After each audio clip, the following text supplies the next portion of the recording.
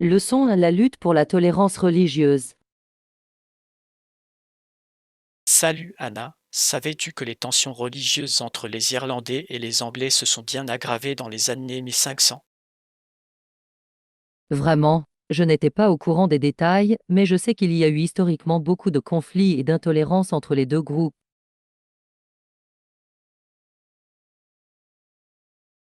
Exactement. Lorsque les Anglais sont devenus protestants, ils ont commencé à persécuter la population irlandaise, majoritairement catholique. Oh, je vois. La division religieuse est donc devenue une source majeure de tension et d'oppression entre les deux groupes. Absolument. Les dirigeants anglais ont tenté de convertir les Irlandais par la force et de supprimer leur foi catholique. Cela ressemble à une situation terrible, forcer les gens à abandonner leurs croyances religieuses de longue date. C'était un chapitre très sombre. Les Irlandais se sont vus refuser le droit de pratiquer librement leur religion. Comme c'est horrible. L'intolérance religieuse peut conduire à des violations des droits humains et à des souffrances aussi profondes. Tu as raison. C'est un triste exemple de la façon dont le dogmatisme et l'étroitesse d'esprit peuvent déchirer les communautés. Certainement. Le respect de la diversité religieuse et de la liberté de croyance est crucial pour une société juste et harmonieuse. Absolument. Malheureusement, ce type de persécution religieuse et de conflit a frappé de nombreuses régions au cours de l'histoire. C'est vraiment tragique. Conversion forcée, discrimination et violence au nom de la religion, c'est tout simplement déchirant. Je suis d'accord, mais c'est un puissant rappel de la raison pour laquelle nous devons toujours défendre la tolérance religieuse et le pluralisme. Certainement. Personne ne devrait jamais avoir à cacher ou à renier sa foi par peur de l'oppression ou de la violence. Exactement. Chacun mérite le droit de pratiquer ses croyances librement et ouvertement, sans persécution. Absolument. Il est crucial que nous continuions à promouvoir la compréhension interconfessionnelle et à protéger les libertés religieuses. Tout à fait d'accord. Ce n'est qu'en acceptant la diversité des croyances que nous pouvons espérer créer un monde plus juste et plus pacifique. Bien dit. Très bien, faisons notre part pour diffuser ce message de tolérance et de respect religieux. Convenu. C'est un combat important, mais qui en vaut la peine. En avant. Leçon 2, discussion d'encouragement en soirée. Salut Anna, je voulais te parler de la fête de ce soir. Vous semblez un peu nerveux. Ouais, je suppose que je me sens juste un peu anxieux à propos de tout ça. Je veux faire bonne impression. Oh, ne t'inquiète pas pour ça. Le plus important est que vous soyez vous-même et que vous passiez un bon moment. Je sais, tu as raison. J'ai parfois tendance à trop réfléchir à ces situations sociales. Je comprends, mais essayez de ne pas vous mettre trop de pression. Détendez-vous et soyez vous-même. Avec vous, cela semble si simple. Que se passe-t-il si je dis une mauvaise chose ou si je me sens mal à l'aise? Anna, tu t'inquiètes trop. Les gens là-bas sont vos amis, ils ne vous jugent pas. Je suppose que oui, mais je veux quand même avoir un bon impact, tu sais. Je veux qu'ils voient le vrai moi. Et ils le feront. Concentrez-vous simplement sur le plaisir de la fête et sur la connexion avec les gens. C'est ce qui compte. D'accord, vous avez raison. Je devrais arrêter de stresser et suivre le courant, hein.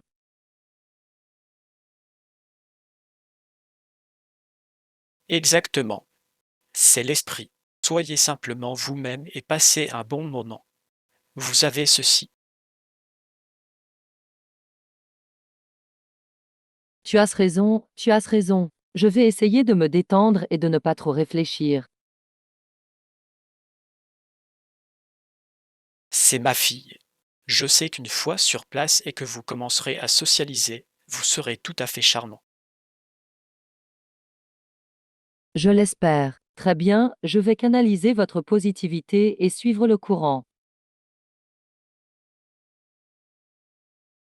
C'est ça. Entrez Y, possédez la chambre et passez un moment formidable. Je crois en toi.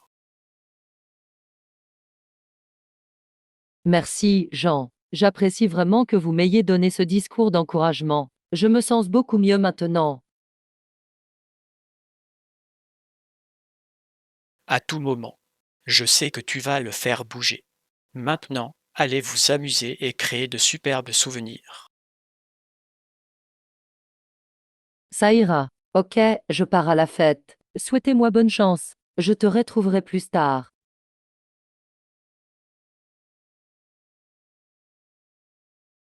Pas besoin de chance, vous l'avez. Bonne fête, Anna. J'ai hâte d'en savoir plus. Leçon 3, conversation musicale. Salut Anna, as-tu apprécié tes cours de musique cette année?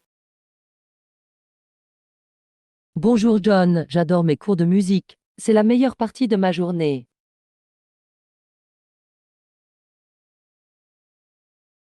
C'est formidable à entendre. Quel genre de musique appréciez-vous le plus? J'aime vraiment la musique classique. La façon dont les différents instruments s'assemblent est tout simplement fascinante. Ah, je vois. Je suis moi-même plutôt fan de musique pop. Il y a juste quelque chose dans les rythmes accrocheurs et les paroles pertinentes dont je ne peux pas me lasser. Je peux aussi comprendre l'attrait de la musique pop. L'ambiance énergique et amusante est vraiment contagieuse. Exactement. Jouez-vous des instruments dans vos cours de musique? Oui, j'ai appris le piano. Cela a été un défi, mais c'est tellement gratifiant de pouvoir jouer un morceau jusqu'au bout.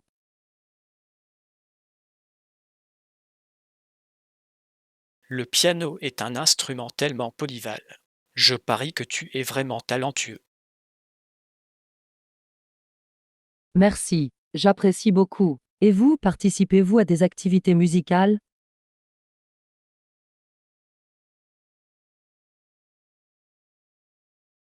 Je fais partie de la chorale de l'école. Chanter avec un groupe est une expérience tellement incroyable.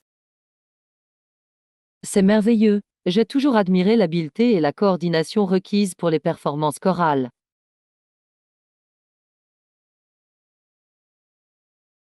Cela a demandé beaucoup de travail, mais c'est tellement gratifiant de réussir une chanson.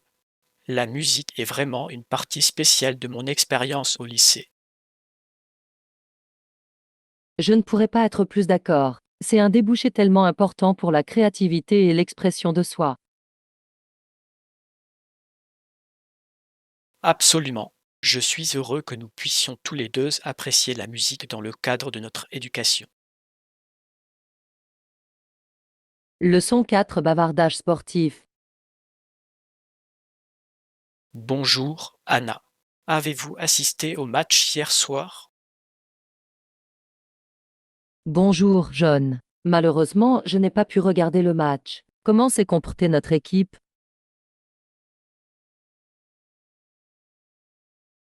Ah, c'est dommage. Ils ont joué un match incroyable et ont fini par s'imposer 3-2. Ouf, c'est incroyable. Je suis si heureux d'apprendre qu'ils s'en sont sortis. Quelle a été la meilleure partie du jeu?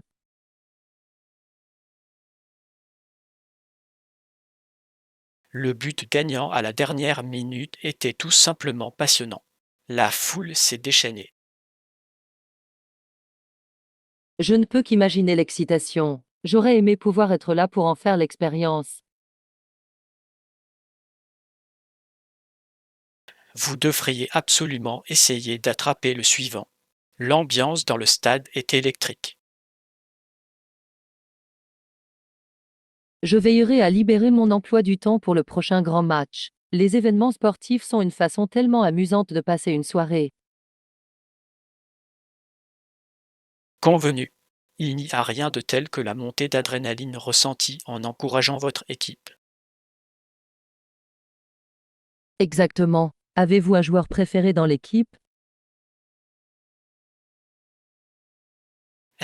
C'est un choix difficile. Ils ont tous très bien joué, mais je dois dire que le capitaine de l'équipe était le véritable MVP. Oh, je peux voir pourquoi. Ils ont dû vraiment mener l'équipe à la victoire. Absolument. Leur leadership et leurs compétences sur le terrain étaient tout simplement phénoménaux.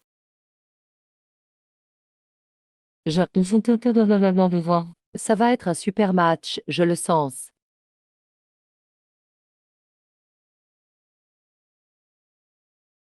Pareil ici, Anna. Je compte déjà les jours. Leçon 5, exploration artistique. Et Anna, quel genre explorez-vous habituellement lorsqu'il s'agit d'écrire? Salut, John. J'aime vraiment explorer le monde des nouvelles. Il y a quelque chose de tellement captivant dans le fait de créer un récit complet dans un format concis.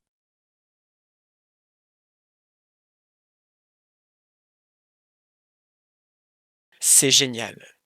Je peux voir l'appel. Avez-vous un type de nouvelle préféré que vous aimez écrire? HM, c'est une question difficile. Je dirais que je suis attiré par les histoires avec une touche de réalisme magique. Le mélange de l'ordinaire et de l'extraordinaire me fascine.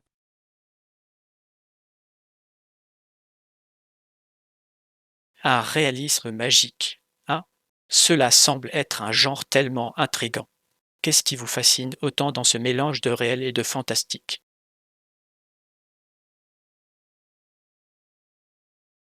Eh bien, j'aime la façon dont cela me permet d'explorer les complexités de l'expérience humaine à travers une lentille légèrement biaisée. Cela ajoute cette couche d'émerveillement et de mystère au quotidien.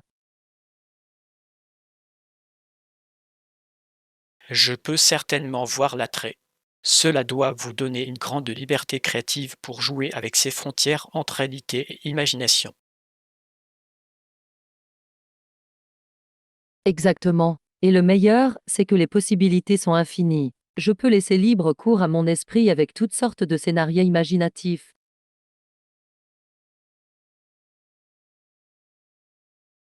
C'est tellement cool. J'aimerais lire certains de vos travaux si jamais vous êtes prêt à les partager. Je parie que c'est vraiment captivant. Oh, merci John. Je serais heureux de partager certaines de mes histoires avec vous. Peut-être pouvons-nous même échanger des conseils d'écriture et échanger des idées.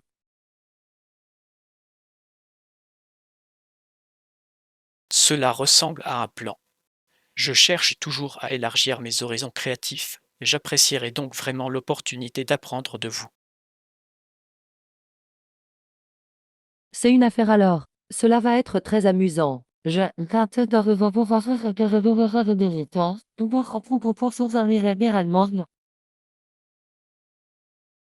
Génial. Je suis ravi de plonger dans ce voyage créatif avec toi, Anna. Leçon 6, la mode avant-gardiste.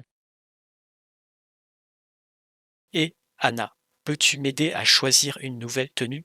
J'ai l'impression que j'ai besoin d'un rafraîchissement de ma garde-robe. Absolument, John. Quel genre de vêtements recherchez-vous? Quelque chose de décontracté et de confortable, ou avez-vous envie d'un look plus habillé?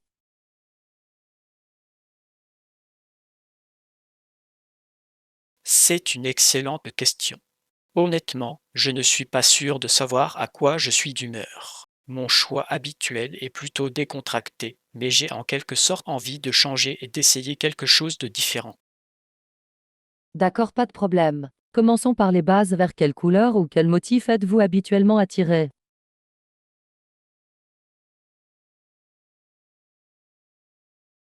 J'ai tendance à m'en tenir à beaucoup de tons neutres comme le noir, le gris et le bleu marine. Mais je suis prêt à ajouter une touche de couleur ou peut-être des imprimés amusants. Génial, cela nous donne un bon point de départ. Que diriez-vous d'essayer d'associer une chemise à motif audacieux avec un jean élégant au délavage foncé? Cela vous donnerait une ambiance à la fois élégante et décontractée. Ou j'aime ce son. Et peut-être pourrions-nous trouver une jolie veste légère à enfiler par-dessus pour un peu plus de polissage. Certainement, une veste en jean ou en cuir aurait fière allure. Et n'oubliez pas de choisir des accessoires sympas comme un collier tendance ou une paire de lunettes de soleil tendance.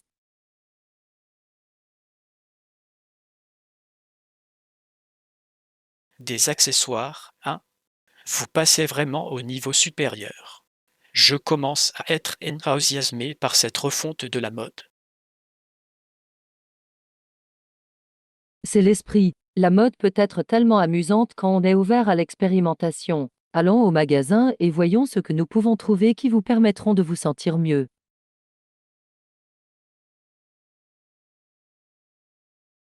Cela ressemble à un plan, Anna. Je suis prêt à me lancer et à réorganiser ma garde-robe. Cela va être une aventure.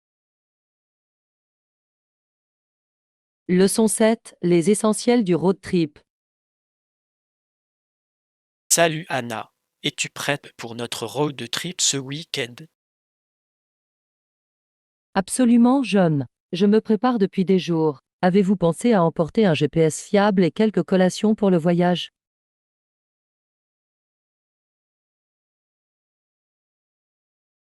Bon appel au GPS.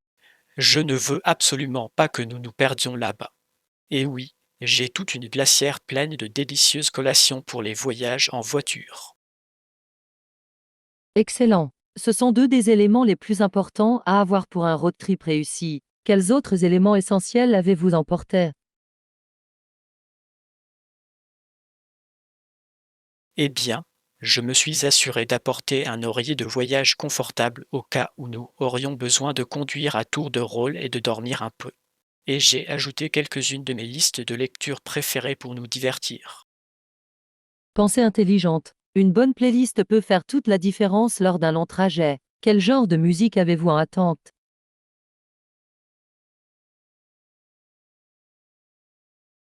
Un peu de tout, de la pop entraînante, quelques hymnes rock classiques et même des airs doux pour se détendre. Cela ressemble à la bande originale parfaite pour un road trip. Maintenant, avez-vous pensé à emporter des provisions au cas où nous aurions des problèmes de voiture en cours de route? Oh, bon point. J'ai une trousse d'urgence de bas avec une roue de secours, des câbles de démarrage et une lampe de poche. J'espère que nous n'aurons pas besoin de tout cela, mais il vaut mieux prévenir que guérir. Certainement. Et n'oubliez pas d'apporter de l'argent supplémentaire ou une carte de crédit de secours, juste au cas où nous devrions payer des péages inattendus ou effectuer un arrêt au stand imprévu. Je l'ai couvert. J'ai l'impression que nous avons pensé à presque tout. Ce sera le meilleur road trip de tous les temps. Leçon 8, fusion savoureuse. Salut Anna, j'ai entendu dire que tu essayais différentes combinaisons d'épices dans la cuisine. Dis-moi plus à ce sujet. Absolument, John. J'ai eu tellement de plaisir à explorer le monde des épices et à essayer de créer des profils de saveurs uniques.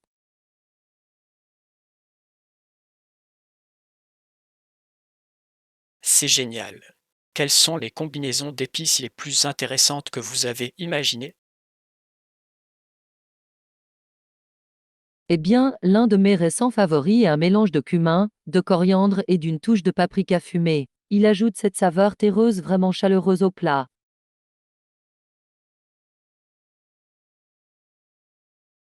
Ouh, ça a l'air délicieux. J'adore l'idée de jouer avec différentes épices pour obtenir des goûts différents.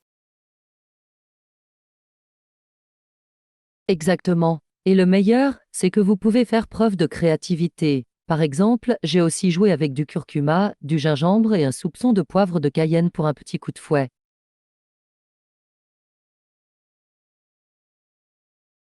Miam, cette combinaison semble parfaite pour rajouter du piquant à un repas. Avez-vous un plat préféré sur lequel vous avez expérimenté ces mélanges d'épices?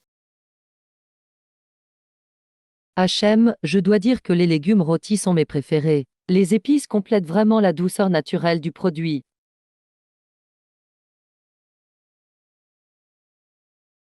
Je peux juste imaginer à quel point ce serait savoureux. Peut-être pourriez-vous partager avec moi une de vos recettes végétariennes infusées aux épices un jour? Absolument, j'en serais heureux. En fait, je prévois de préparer un plat de chou-fleur rôti avec ce mélange cumin coriandre paprika ce week-end. Tu devrais me rejoindre.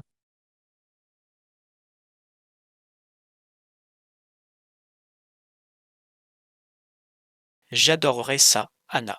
Cuisiner ensemble et échanger des conseils culinaires semble tellement amusant.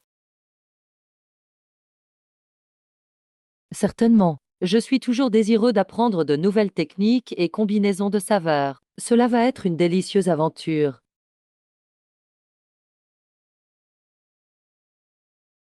Je ne peux pas attendre. Merci de m'avoir invité à faire partie de vos explorations de cuisine remplies d'épices, Anna.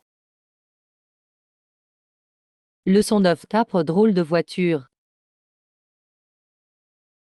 Et Anna, comment ça va?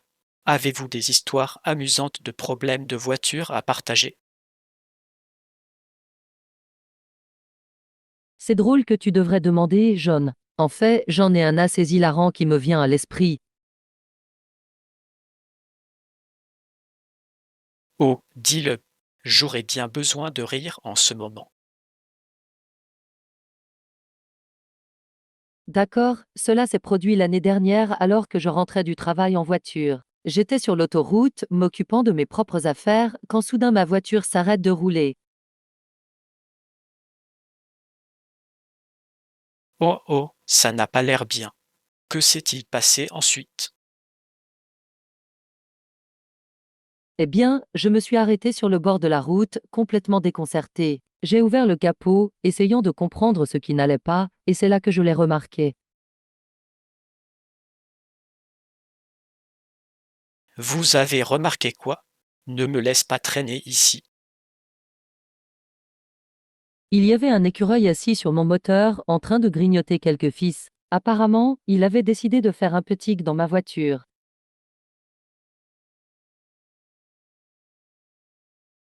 Certainement pas. Un écureuil, c'est trop drôle. Qu'est-ce que tu as fait? J'ai commencé à craquer, bien sûr. Je ne pouvais pas y croire. Puis j'ai réalisé que je devais le sortir de là avant qu'il ne cause davantage de dégâts.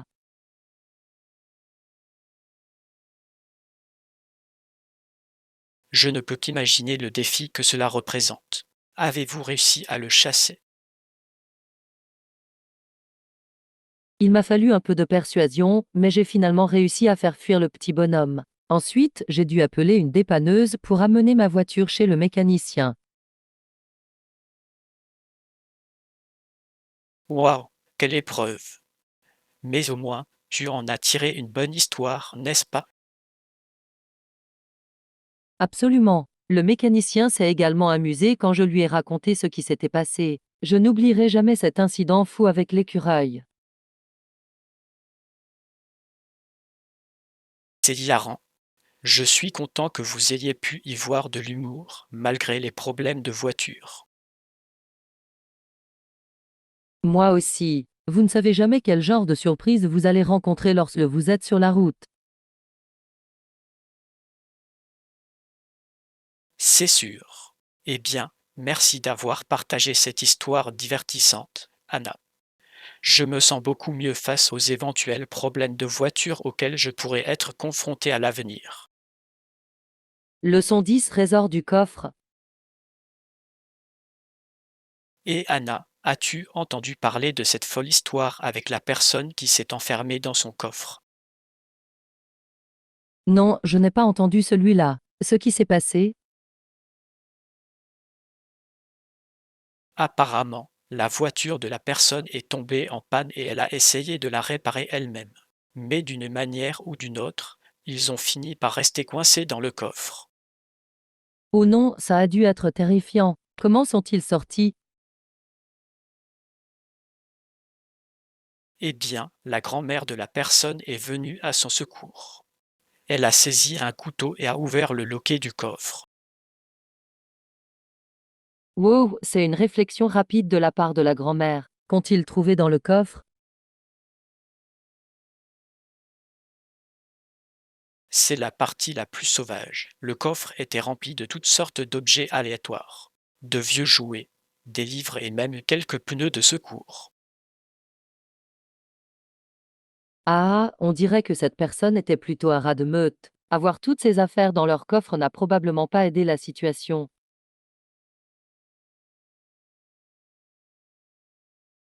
Exactement. C'est une bonne chose que la grand-mère ait pu les sortir. Je ne peux pas imaginer être coincé dans un coffre exigu entouré de fouillis. Moi non plus, ça devait être tellement claustrophobe. Même si je dois l'admettre, je suis un peu curieux de savoir quels autres trésors se cachaient dans ce coffre. Pareil ici. Je me demande quel genre de choses étranges les gens gardent dans leur véhicule. On ne sait jamais ce que l'on pourrait trouver.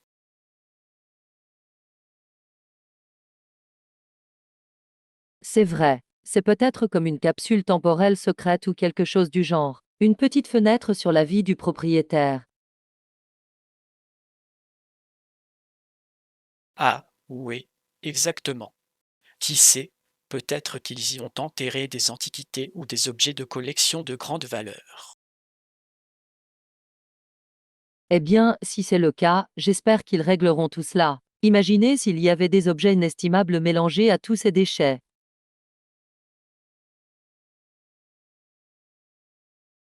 Sans blague. Quoi qu'il en soit, c'est définitivement une histoire à inscrire dans les livres, la grande chasse au trésor en mal. Absolument. C'est une histoire folle, mais je suis heureux que la personne s'en soit sortie saine et sauve grâce à sa grand-mère à l'esprit vif. Moi aussi. Cela montre simplement que vous ne savez jamais dans quel genre d'aventure votre voiture pourrait vous emmener. Leçon 11, l'art de raconter des histoires. Salut Anna, as-tu entendu parler des éléments clés pour écrire une bonne histoire? Non, je ne l'ai pas fait. Quels sont-ils? On dit que vous devez répondre à la question qui, quoi, quand, où, pourquoi et comment si vous voulez écrire une histoire captivante. Ah, je vois. Cela a beaucoup de sens. Pouvez-vous me détailler cela un peu plus?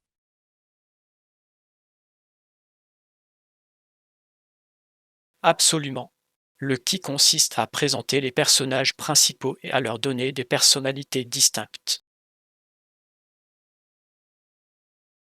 D'accord, c'est la base. Et le quoi?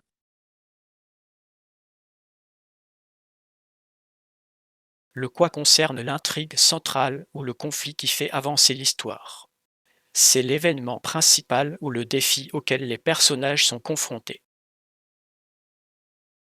Je vois. Ainsi, le qui prépare le terrain et le quoi constitue le drame central. Quelle est la prochaine étape? Le quand et le où établissent le cadre, la période et le lieu spécifique où se déroule l'histoire.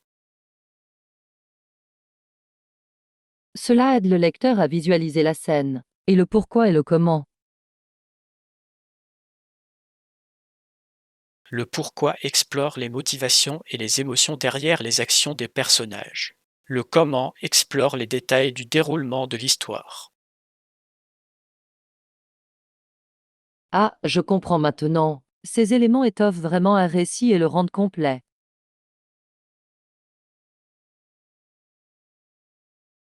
Exactement. Atteindre tous ces points clés est ce qui différencie une bonne histoire d'une histoire médiocre.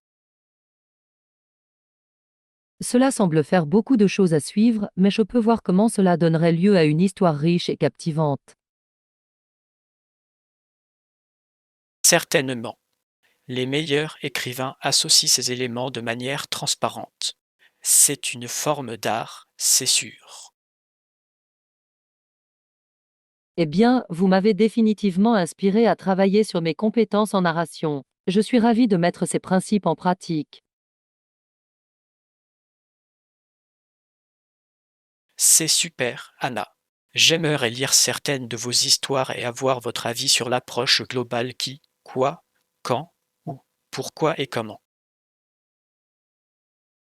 Cela ressemble à un plan. Je suis prêt à plonger dans le monde merveilleux de l'écriture créative. Cela va être amusant.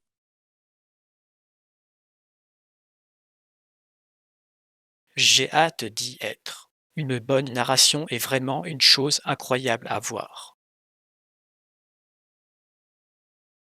Leçon 12. Le rythme de l'aviron. Bonjour, Anna. Je voulais vous parler de ce nouveau passe-temps que j'ai commencé, l'aviron. Ramer, hein? C'est tellement intéressant. Je ne savais pas que tu te lançais dans ce sport.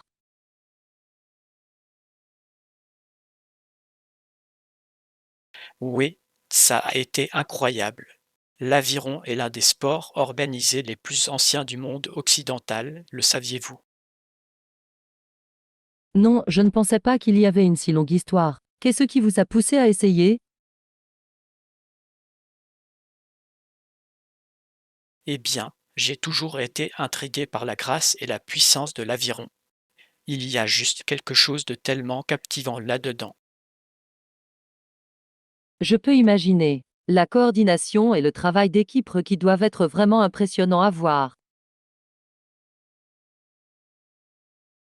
Certainement. C'est un mélange tellement unique d'efforts individuels et de rythme collectif. C'est aussi tout un entraînement. Je parie. L'aviron semble solliciter tout votre corps de manière vraiment dynamique. Est-ce difficile de maîtriser la technique?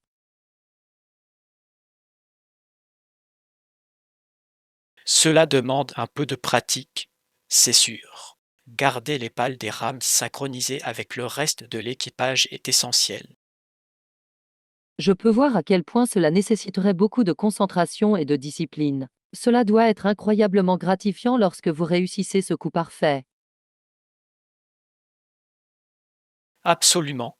Il n'y a rien de tel que la sensation d'être en parfaite synchronisation avec vos compagnons de bateau, en glissant sans effort sur l'eau. Cela semble incroyable. J'aimerais te voir en action un jour, John. Ce doit être un spectacle à voir.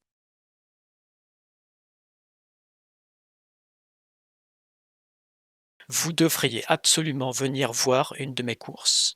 L'énergie et la camaraderie sont vraiment électriques.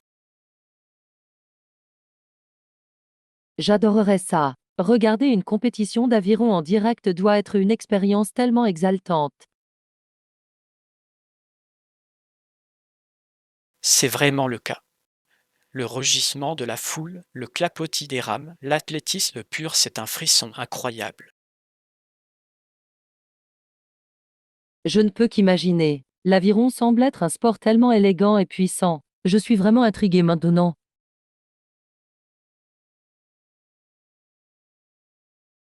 Eh bien, je serais plus qu'heureux de vous emmener sur l'eau pour une petite leçon d'aviron un jour. Que dites-vous? Oui, s'il vous plaît. Cela semble être une opportunité incroyable. Stratégie de réviser les stratégies. Génial, c'est un plan alors. J'ai hâte de vous faire découvrir les joies de l'aviron. Ça va être génial. J'ai vraiment hâte d'y être, John. Cela va être une expérience tellement unique et mémorable.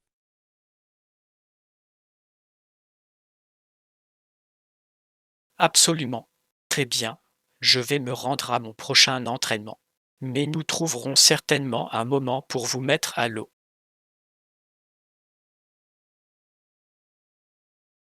Ça a l'air bien. Passez une bonne séance et je vous contacterai pour planifier notre aventure d'aviron. Vous l'avez. À plus tard, Anna. Cela va être éthique.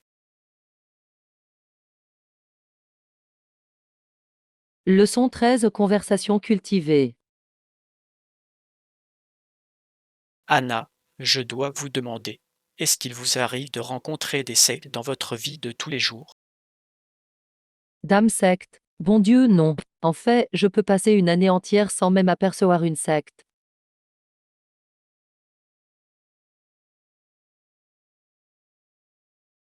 Vraiment, il faut alors être un expert en la matière. Je suis toujours fasciné par le monde étrange et mystérieux des sectes.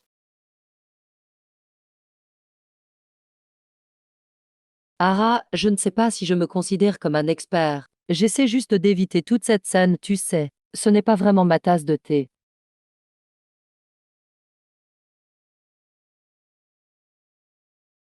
Je peux comprendre l'hésitation.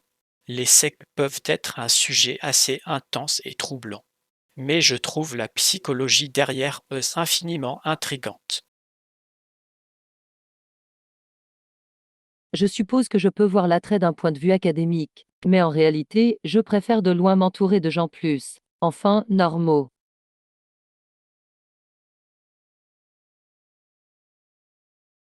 Assez juste. La plupart d'entre nous ont tendance à éviter les types sectaires. Même si je dois l'admettre, je me demande parfois ce que ce serait d'en faire partie. Vraiment, Jean, vous voudriez rejoindre une secte, n'est-ce pas un peu risqué et, je ne sais pas, à la limite de l'illégalité?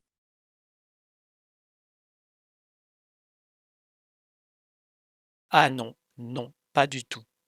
Je veux simplement dire que, d'un point de vue extérieur, le sentiment de communauté et d'appartenance peut sembler séduisant. Mais je n'ai aucune envie de m'y laisser entraîner. Ouf, c'est un soulagement. J'allais dire, si tu commences à te comporter comme un membre d'une secte, je vais devoir organiser une intervention ou quelque chose comme ça. Ah, ne t'inquiète pas, Anna. Je suis parfaitement heureux d'être une personne ordinaire et non sectaire. Mais maintenant, vous me demandez quel type de secte existe. John, je pense qu'il est préférable que nous évitions complètement ce sujet. Parlons de quelque chose d'un peu plus édifiant, d'accord? Vous avez probablement raison. Les sectes sont un sujet un peu lourd. Et si nous discutions plutôt de nos livres ou films préférés, je suis toujours à la recherche de nouvelles recommandations. Leçon 14. Routine d'entraînement. Bonjour, Anna. Avez-vous déjà planifié notre défi fitness de 30 jours? Bonjour, John. Oui, j'y ai beaucoup réfléchi. J'ai une idée pour une super routine.